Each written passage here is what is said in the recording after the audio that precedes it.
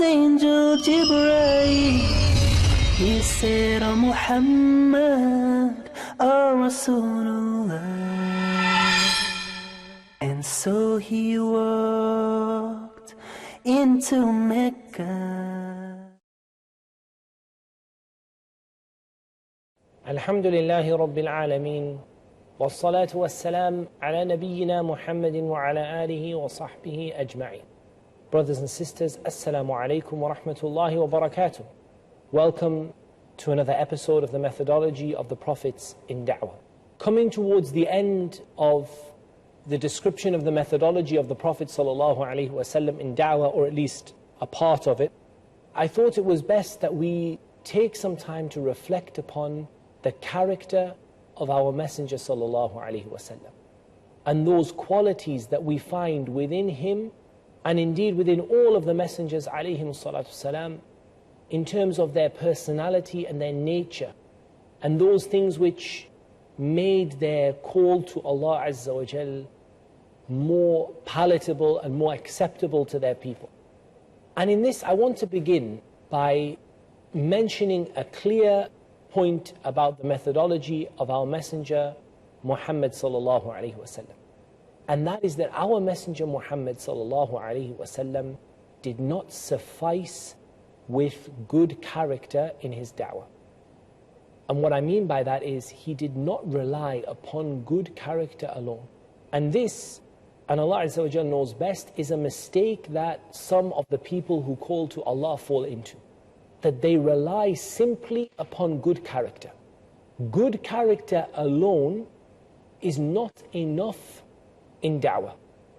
Good character is a complement to your spoken and your written da'wah that you give. As for this concept that the Prophet ﷺ would do silent da'wah, then this is something that is not known from him salawatullahi wa salamuhu alayhi. Rather, he would make this silent da'wah, the da'wah of the character and the personality and the good treatment, as a part of his da'wah and not the only part of his da'wah. Now, I'm not saying that people are not guided by people's personalities and that people have not been guided to Islam by good character. Many people have been guided to Islam by good character. But when that good character comes in addition with calling them to Islam, in addition to writing to them and inviting them to Islam, there has to be an invitation. And that is the meaning of the word da'wah. The word da'wah is an invitation. And so what I don't like is to see people saying, when you ask them, what da'wah have you given to them? Oh, I've been so kind to them, I've brought them food, I smile at them. This is not da'wah. This is a part of the complement to the da'wah of the Prophet ﷺ. The da'wah of the Prophet ﷺ was to call them to Islam, either individually or that they heard him generally speaking in public calling the people to Islam. That person needs to feel that they have been called to Islam, and not that if you were to stop and speak to them, that they would turn around and say, I didn't know that he was inviting me to Islam, or I never thought about accepting Islam. We have to get away from this. Good treatment is essential in da'wah. Good manners are essential in da'wah. And they are a huge part of the da'wah of the Prophet ﷺ. But to think that the Prophet ﷺ simply stayed silent and gave people gifts and smiled at them on the street, this is not the da'wah of the Prophet ﷺ in anything. The Prophet ﷺ complemented his da'wah with his character and his manners. But those people are people who heard him invite the people to Islam. They are people who heard him tell about Islam. It is impossible to believe that there was a person in Makkah that the Prophet ﷺ gave a gift to or smiled to or treated well, that didn't know about Islam and that didn't know that he was there to call people to Islam and that he wanted them to accept Islam. And yet we see this exact circumstance happening today amongst the du'at and the people who call to Allah Azza wa Jalla. That the person has no idea they're required to accept Islam. They just know that Muslims are really nice people.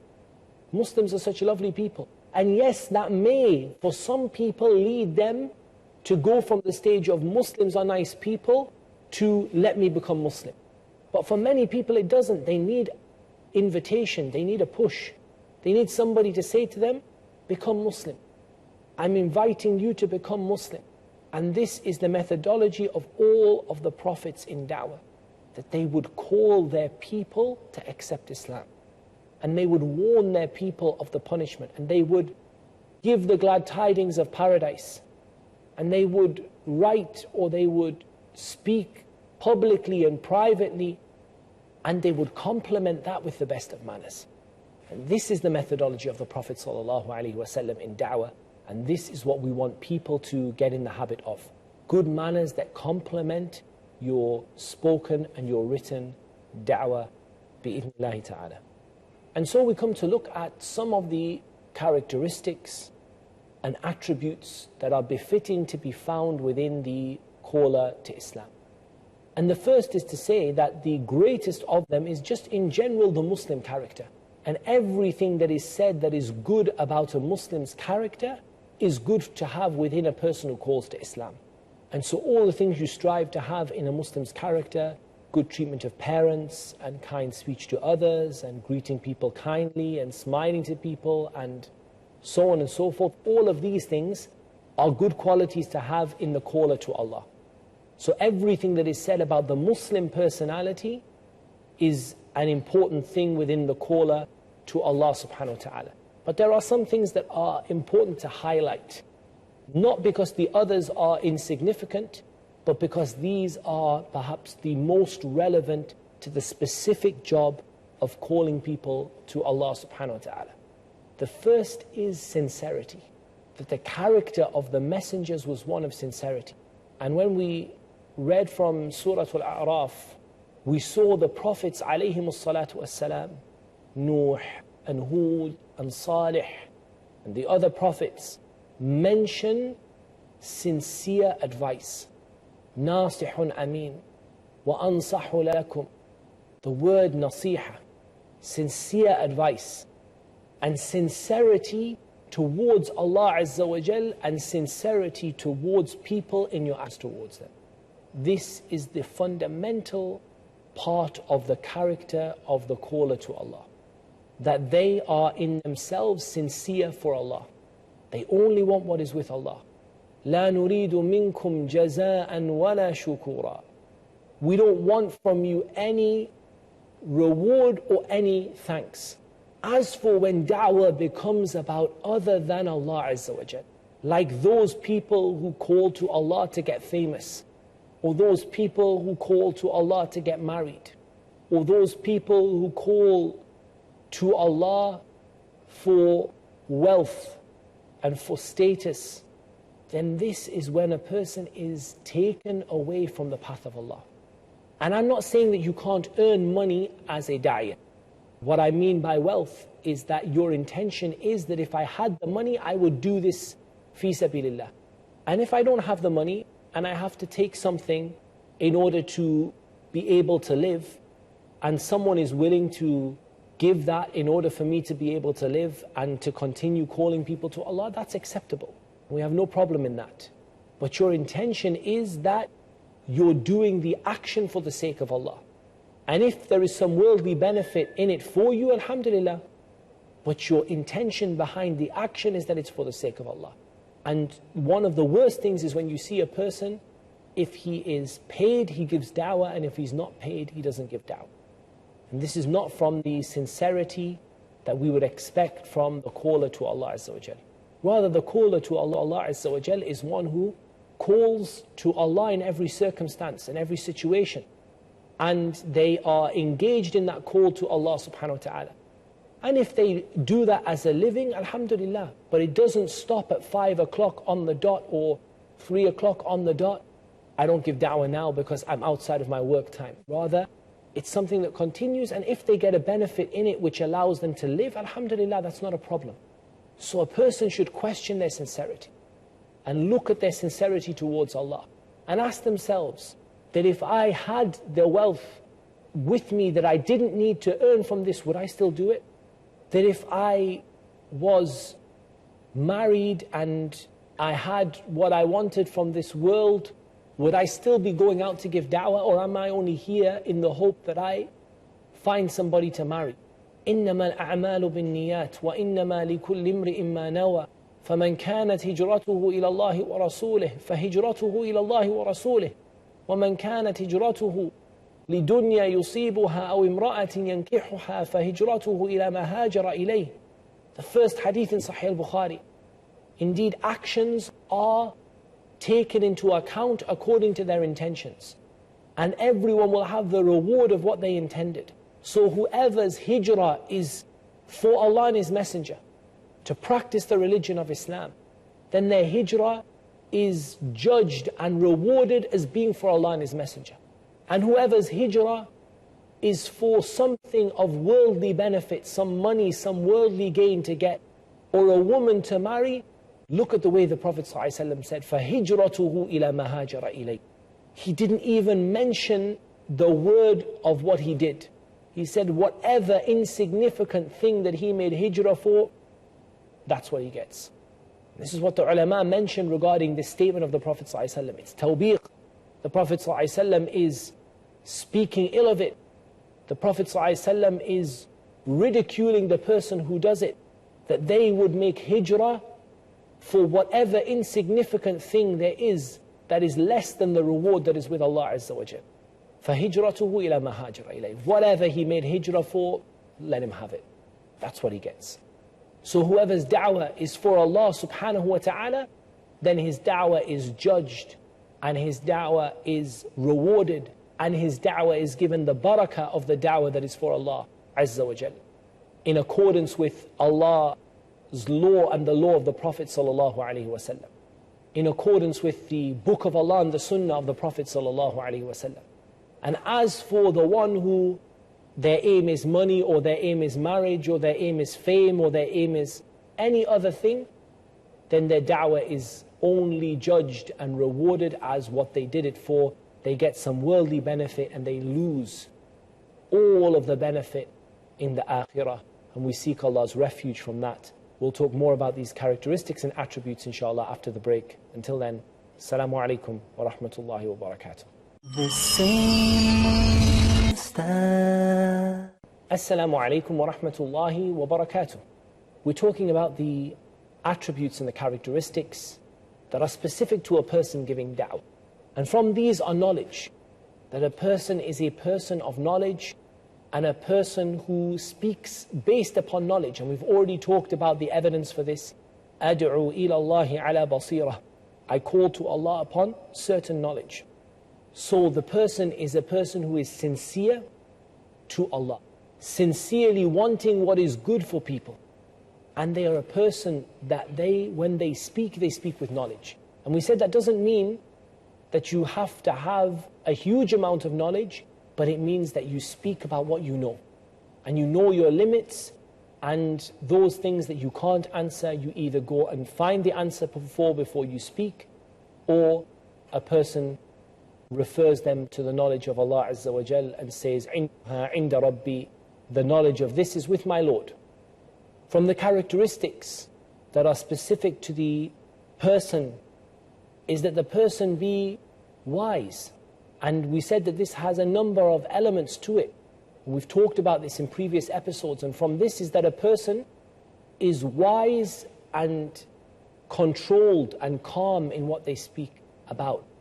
That a person doesn't rush to say things. And we sometimes see this in da'wah, that people rush and people feel compelled. When someone says, what do you say about the statement of Allah? This or that or the other. And the person feels compelled that they have to give an instant reply. And so they reply with something, and their reply is deficient, or their reply is wrong. And then the person again, and they end up falling themselves and causing themselves to slip, causing themselves to fall, causing themselves to lose the opportunity for da'wah.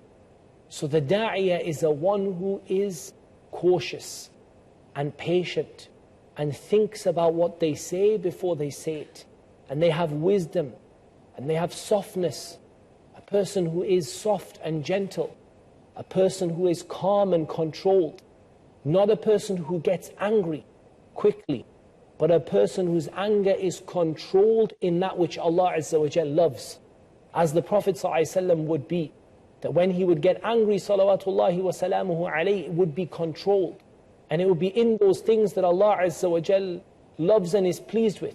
And so self-control and a calm nature and being a person who controls their emotions and a person who responds to bad treatment in a way that is better, this is part of al-hilm and al-hikmah that were praised by Allah Azza wa Jalla and by the Prophet sallallahu alaihi wasallam. Having a calm and controlled nature, not rushing, being considerate, thinking about what you're going to say. Don't allow the person who is debating with you to take you and carry you away into anger or into emotion or into blindly saying something which is not appropriate. And from this is the statement of Allah Azza wa Jal, do not speak ill of those who are worshipped besides Allah, in case those people speak ill and curse Allah, عَدْوًا بِغَيْرِ عِلْمٍ, from their ignorance and their lack of knowledge, that you would get to a stage where you would, for example, curse or speak badly about something that is worshipped besides Allah in a way that offends the person, and then they would say that your Allah is like this. And they would end up cursing Allah without knowledge, and this is an example of losing a person's self-control. So the Prophet ﷺ and the Sahaba radiallahu anhum were commanded not to do this.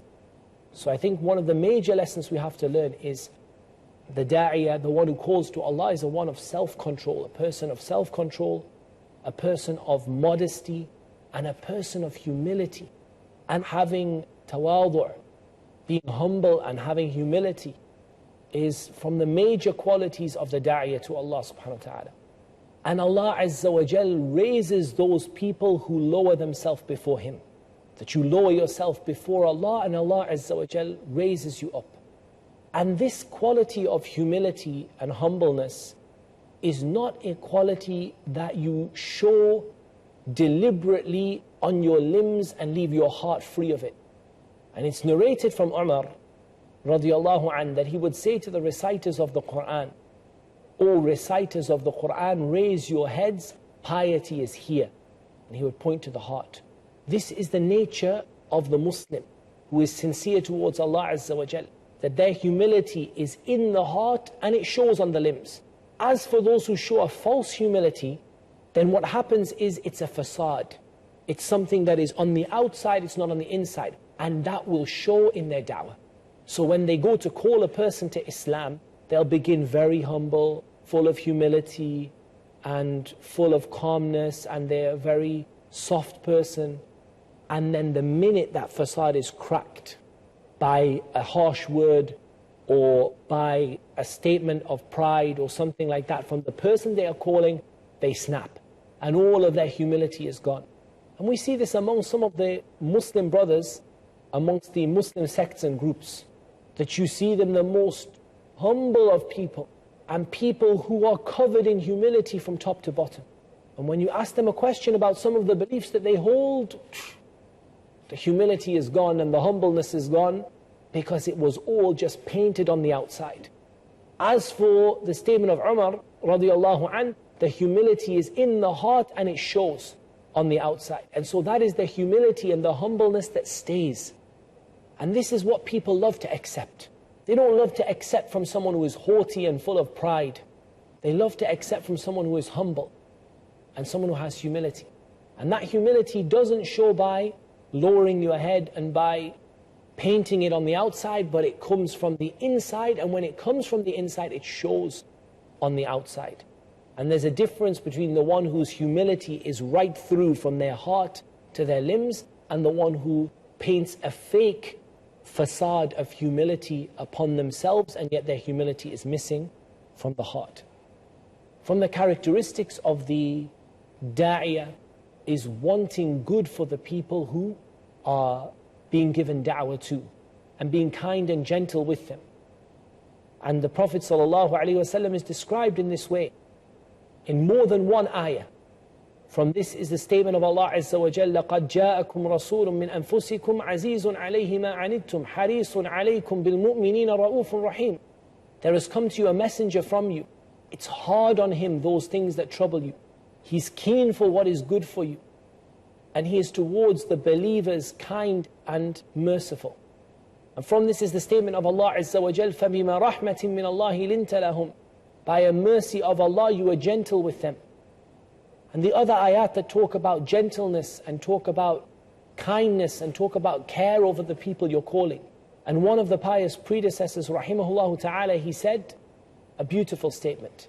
He said words to the effect that your place in Jannah is not given any higher or any better if your brother goes to the hellfire. Your brother going to the hellfire does not increase your place in Jannah or make you a higher status in Jannah. What gets you a higher status in Jannah is to be a reason for that brother to go to Jannah. As for condemning everyone to the hellfire and simply being a reason for your brother to go to the hellfire and not being a cause for their guidance by the permission of Allah Azza wa Jal, then this is something that doesn't give a person any extra status in paradise. The status comes from calling people to Islam and them accepting you and you being a cause for them to enter Jannah.